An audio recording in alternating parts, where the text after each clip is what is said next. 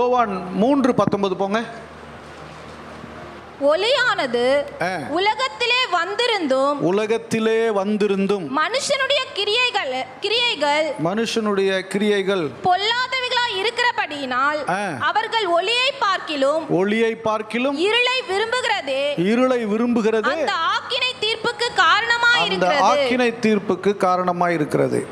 ஹல்லேலூயா. இது என்ன சொல்ல வர்றாருன்னா, ஒளி வந்துருச்சு பூமியில. எங்க வந்துருச்சு சொல்லுங்க? பூமியில் என்ன வந்துச்சு? ஒளி வந்தது. ஆனால் மக்கள் ஒளியை விரும்புறதுக்கு பதிலாக எதை விரும்புகிறாங்களா? இருளை விரும்புகிறாங்களா? அப்போ இருளை விரும்புகிறது நிமித்தமாக அவங்களுக்கு என்ன கிடைக்குது? தண்டனை கிடைக்குது.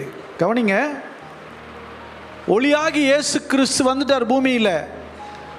அப்போ ஒளியாகி இயேசு கிறிஸ்துவை ஃபாலோ பண்ண வேண்டியவன், இந்த பக்கம் வெளிச்சம் இருக்குது, இந்த பக்கம் இருள் இருக்குது. வெளிச்சத்தை நோக்கி போக வேண்டியவன், அதாவது ஒளியை நோக்கி போக வேண்டியவன் எந்த பக்கம் ட்ராவல் பண்ணுறான்?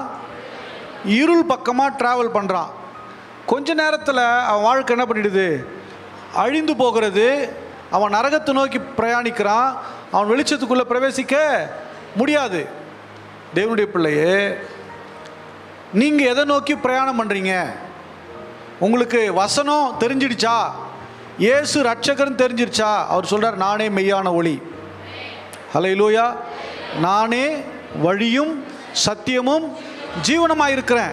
என்னை இல்லாமல் பிதாவினிடத்தில் யாரும் வர முடியாது. உலகத்தில் ஒரே ரட்சிப்பு இயேசு கிறிஸ்துவினால மட்டும்தான் உண்டும் என்று வேதம் சொல்லுகிறது. ஹல்லேலூயா. இப்போ ஒளியாகி என்னை பின்பற்றி வர கடவுள்னு சொல்றாரு. அப்போ ஒளி உங்களுக்கு தெரிஞ்சிருச்சா? நீங்கள் யாரை ஃபாலோ பண்ணி போகணும்? சொல்லுங்க வாய் திறந்து. இயேசுவை ஃபாலோ பண்ணி போகணும். ஆனால் உங்களுக்கு இருள் இழுக்கும்.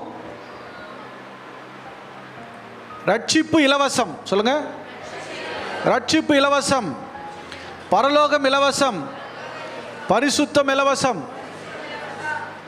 பாவம் எல்லாத்துக்கும் என்ன பண்ணணும்? ஃபீஸ் கட்டணும். தேட்டருக்கு போகணுன்னா, படம் பார்க்கணுன்னா, பீச்சுக்கு போகணுன்னா எல்லாத்துக்கும் என்ன பண்ணணும்? எல்லா கழிப்புகளுக்கு நான் ஃபீஸ் கட்டணும், எல்லா ஆட்டத்துக்கும் ஃபீஸ் கட்டணும். ஆனால் இங்கே ஃபீஸ் இல்லை. இயேசு கிறிஸ்து உனக்காக எனக்காக ரத்தத்தையே சிந்தி பணயமாய் கொடுத்து விட்டார். அதுதான் ஃபீஸு. உங்களையும் என்னையும் பாவத்திலிருந்து மீட்டெடுக்கும்படி பரிசுத்தமான வாழ்வுக்கென்று அவர் தன்னுடைய ரத்தத்தையே ஃபீஸாக கொடுத்துட்டார், கிரயமாக கொடுத்துட்டார்.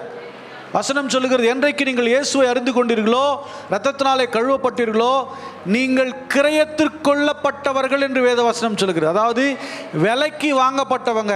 நீங்களும் நானும் விலைக்கு வாங்கப்பட்டிருக்கிறோம். எப்படி விலை கொடுத்தாரு? உயிரையே விலையாக கொடுத்து உங்களை என்னையும் மீட்டு இருக்கிறார். ஹல்லேலூயா. அந்த ஜீவனுக்கு நிகராய் வேறொன்றும் இல்லை. தம்முடைய ஒரே பேரான குமாரனை அனுப்பி மீட்பை உண்டு பண்ணினார் என்று வசனம் சொல்லுகிறது.